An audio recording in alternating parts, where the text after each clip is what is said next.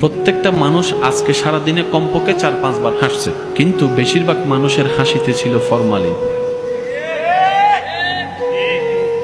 ওই ফর্মালিটি রক্ষা করতে মানুষ কি মনে করবে, হ্যাঁ না হেসে কথা বললে তো মোডি মনে করবে, হ্যাঁ ভাইয়া কেমন আছেন, হেসেছে ঠোঁট, তো এটাকে শান্তি করবেন কিভাবে? রব বলে যে হুয়াল্লাযী আনজালাস সাকিনাতা ফি কুলুবিল মুমিনিন, যে প্রশান্তি তুমি খুঁজছো পৃথিবীর কোথাও পাবে না আমি রবের দরবার ছাড়া।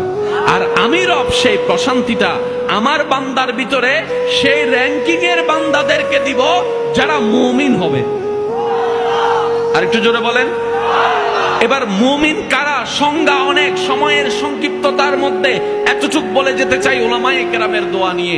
মুমিন তো তারা লা ঈমানা লিমান লা মুহাব্বাতা লাহু, মুমিন তো তারা লা ইউমিনু আহাদুকুম হাত্তা কুনা হাব্বা ইলাইহি মিন ওয়ালিদিহি ওয়া ওয়ালাদিহি ওয়ান নাসি আজমাইন। মুমিন তো তারা যারা নিজের জানের প্রাণের চাইতে নবী রাহমাতুল লিল আলামিনকে বেশি ভালোবাসে। সুবহানাল্লাহ।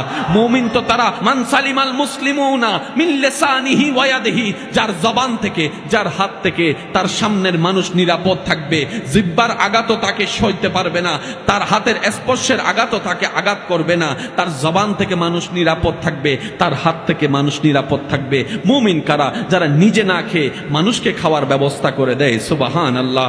মুমিন কারা? যারা নিজে তৃষ্ণার্ত থেকে অন্যকে পানির ব্যবস্থা করে দেয়, কারবালার সেই দৃশ্যের মতো। সুবহানাল্লাহ। মুমিন কারা? যারা সয়ে যাবে মানুষের মুখে হাসি ফুটানোর চেষ্টা করবে, নিজের চোখের কান্না মেনে নিল, মানুষের চোখের কান্না সহ্য করতে পারবে না, নিজে কষ্ট সহ্য করলো, মানুষকে কষ্ট দিবে না, মানুষের জন্য করতে থাকবে, কোনো প্রতিদানের আশা করবে না, উপকার করতে থাকবে, কোনো উপকারের আশা করবে না।